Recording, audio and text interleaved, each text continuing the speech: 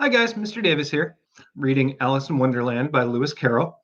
We're on chapter 4, titled The Rabbit Sends in a Little Bill. It was the White Rabbit, trotting slowly back again and looking anxiously about as it went, as if it had lost something, and she heard it muttering to itself, "The Duchess, the Duchess! Oh, my dear paws! Oh, my fur and whiskers! She'll get me executed as sure as ferrets are ferrets! Where can I have dropped them, I wonder?" Alice guessed in a moment that it was looking for the fan and the pair of kid gloves, and she was very good naturedly began hunting about for them, but they were nowhere to be seen. Everything seemed to have changed since her swim in the pool, and the great hall with the glass table and the little door had vanished completely. Very soon the rabbit noticed Alice as he went hunting about, and called out to her in an angry tone, "Why, Mary Ann, what are you doing out here? Run home this moment and fetch me a pair of gloves and a fan. Quick now!" And Alice was so much frightened that she ran off at once in the direction it pointed to without trying to explain the mistake it had made. "He took me for his housemaid," she said to herself as she ran. "How surprised he'll be when he finds out who I am. But I'd better take him his fan and gloves, that is, if I can find them." As he said this, she came upon a neat little house, on the door of which was a bright brass plate with the name W. Rabbit engraved upon it. She went in without knocking and hurried upstairs, in great fear lest she should meet the real Marianne and be turned out of the house before she had found the fan and gloves. "How queer it seems," Alice said to herself, "to be going messages for a rabbit. I suppose Dinah'll be sending me on messages next." And she began fancying the sort of thing that would happen. "Miss Alice, come here directly and get ready for your walk." "Coming in a minute, nurse, but I've got to see that Mouse doesn't get out." "Only I don't think," Alice went on, "that they'd let Dinah stop in the house if it began ordering people about like that." By this time, she found her way into a tidy little room with a table in the window, and on it, as she'd hoped, a fan and two or three pair of tiny kid gloves.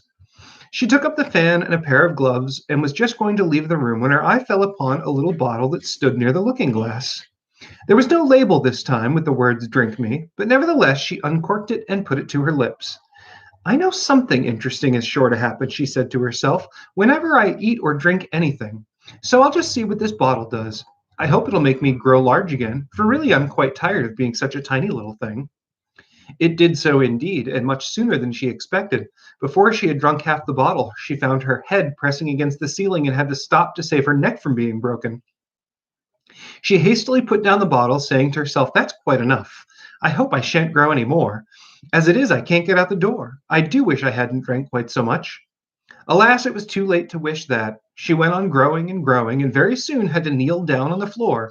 In another minute, there was not even room for this, and she tried the effect of lying down with one elbow against the door and the other arm curled round her head. Still she went on growing, and, as a last resource, she put one arm out the window and one foot in the chimney, and said to herself, "Now I can do no more. Whatever happens, what will become of me?" Luckily for Alice, the little magic bottle had now had its full effect, and she grew no larger. Still, it was very uncomfortable, and as there seemed to be no sort of chance of her getting out of the room again, no matter, she felt unhappy. It was much pleasanter at home, thought poor Alice, and one wasn't always growing larger or smaller and being ordered around by mice and rabbits. I almost wish I hadn't gone down the rabbit hole. And yet, and yet it's rather curious, this sort of life. I do wonder what can have happened to me. When I used to read fairy tales, I fancied that kind of thing never happened. And now, here I am in the middle of one. There ought to be a book written about me. That there ought. And when I grow up, I'll write one. But I'm grown up now, she added in a sorrowful tone. At least there's no room to grow any more here. But then, thought Alice, shall I never get any older than I am now? That'll be a comfort one way, never to be an old woman, but then always to have lessons to learn. Oh, I shouldn't like that. "Oh, you foolish Alice," she answered herself. "How can you learn lessons in here? Why, there's hardly any room for you, and no room at all for any lesson books." And so she went on, taking first one side and then the other, and making quite a conversation of it all together. But after a few minutes, she heard a voice outside and stopped to listen. "Mary Ann, Mary Ann," said the voice, "fetch me my gloves this moment." Then came a little pattering of feet on the stairs. Alice knew it was the rabbit coming to look for her, and she trembled till she shook the house, quite forgetting that she was now about 1,000 times as large as the rabbit and had no reason to be afraid of it. Presently, the rabbit came to the door and tried to open it. But as the door opened inward and Alice's elbow was pressed hard against it, that attempt proved a failure. Alice heard it say to itself, "Then I'll go around and get in at the window." "That you won't," thought Alice, and after waiting till she fancied she heard the rabbit just under the window, she suddenly spread out her hand and made a snatch in the air. She did not get hold of anything, but she heard a little shriek and a fall and a crash of broken glass, from which she concluded that it was just possible it had fallen into a cucumber frame or something of the sort. Next came an angry voice, the rabbit's. "Pat, Pat, where are you?" And then a voice she had not heard before. "Sure then I'm here, digging for apples, your honor." "Digging for apples, indeed," said the rabbit angrily. "Here, come and help me out of this." Sounds of more broken glass. "Now tell me, Pat, what's that in the window?" "Sure, it's an arm, your honor." He pronounced it arum. "An arm, you goose! Who ever saw one that size? Well, it fills the whole window." "Sure it does, your honor, but it's not an arm for all that." There was a longer silence after this, and Alice could only hear whispers now and then, such as, "Sure, I don't like it, your honor, at all, at all. Do as I tell you, coward." And at last she spread out her hand again and made another snatch in the air. This time there were two little shrieks and more sounds of broken glass. "What a number of cucumber frames there must be," thought Alice. "I wonder what they'll do next. As for pulling me out of the window, I only wish they could, I'm sure. I don't want to stay in here any longer."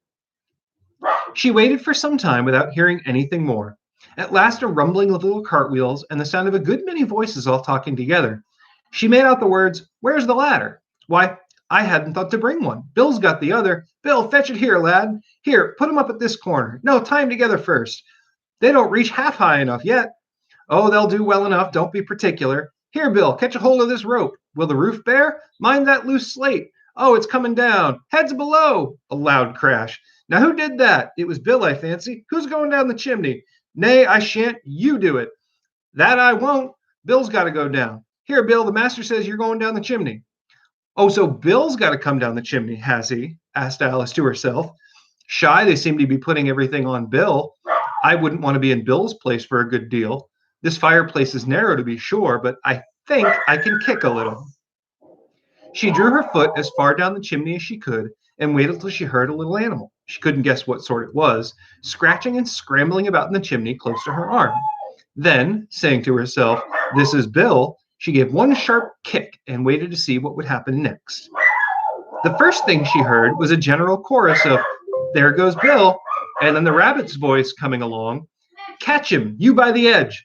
Then the silence, then another confusion of voices. "Hold up his head. Brandy now, don't choke him. How old was it, old fellow? What happened to you? Tell us about it." Last came a little feeble squeaking voice. "That's Bill," thought Alice. "Well, I hardly know. No more than ye. I'm better now, but I'm a good deal flustered to tell you. All I know is something comes at me like a jack-in-the-box, and up I goes like a skyrocket." "So you did, old fellow," said the others. "We must burn the house down," said Rabbit's voice, and Alice called out as loud as she could, "If you do, I'll set Dinah on you." There was a dead silence instantly, and Alice thought to herself, "I wonder what they will do next. If they had any sense, they'd take the roof off." After a minute or two, they began moving about again, and Alice heard the rabbit say, "A barrowful will do, to begin with." A barrowful of what? thought Alice. But she had not long to doubt, for the next moment a shower of little pebbles came rattling in at the window, and some of them hit her in the face. "I'll put a stop to this," she said to herself, and shouted out, "You'd better not do that again," which produced another dead silence. Alice noticed with some surprise that the pebbles were all turning into little cakes as they lay on the floor, and a bright idea came into her head. "If I eat one of these cakes," she thought, "it's sure to make some change. It might make me smaller, I suppose." So she swallowed one of the cakes and was delighted to find she began shrinking directly. As soon as she was small enough to get through the door, she ran out of the house and found quite a little crowd of little animals and birds waiting outside. The poor little lizard, Bill, was in the middle, being held up by two guinea pigs who were giving it something out of a bottle. They all made a rush at Alice the moment she appeared, but she ran off as hard as she could and soon found herself safe in a thick wood. "The first thing I've got to do," said Alice to herself as she wandered about in the wood, "is grow to my right size again. And the second thing is to find my way into that lovely garden. I think that will be the best plan." It sounded an excellent plan, no doubt, and very nearly and simply arranged. The only difficulty was that she had not the smallest idea of how to set about it. And while she was peering about anxiously among the trees, a little sharp bark just over her head made her look up in a great hurry. An enormous puppy was looking down at her with large round eyes and feebly stretching out one paw, trying to touch her. "Poor little thing," said Alice in a coaxing tone, and she tried hard to whistle to it, but she was terribly frightened all at the time, all the time at the thought that it might be hungry, in which case it would be very likely to eat her up in spite of all the coaxing. Hardly knowing what she did, she picked up a little bit of a stick and held it out to the puppy, whereupon the puppy jumped into the air off all its feet at once with a yelp of delight and rushed at the stick and made believe to worry it. Then Alice dodged behind a great thistle to keep herself from being run over. And the moment she appeared on the other side, the puppy made another rush at the stick and tumbled head over heels in a hurry to get a hold of it.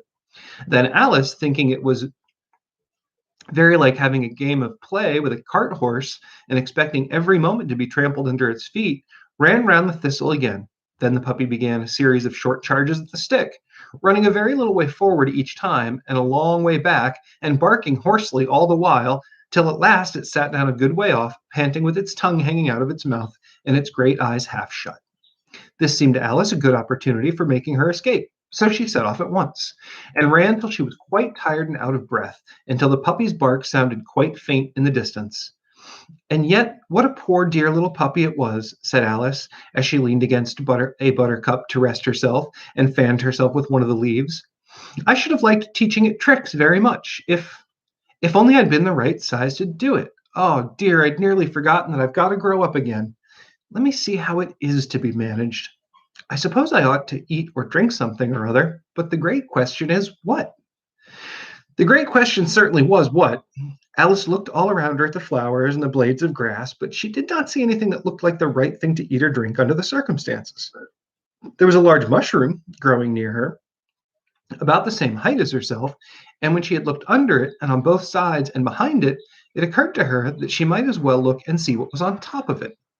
She stretched herself up on tiptoe and peeped over the edge, and her eyes immediately met those of a large caterpillar that was sitting on the top with its arms folded, quietly smoking a long hookah and taking not the smallest notice of her or anything else.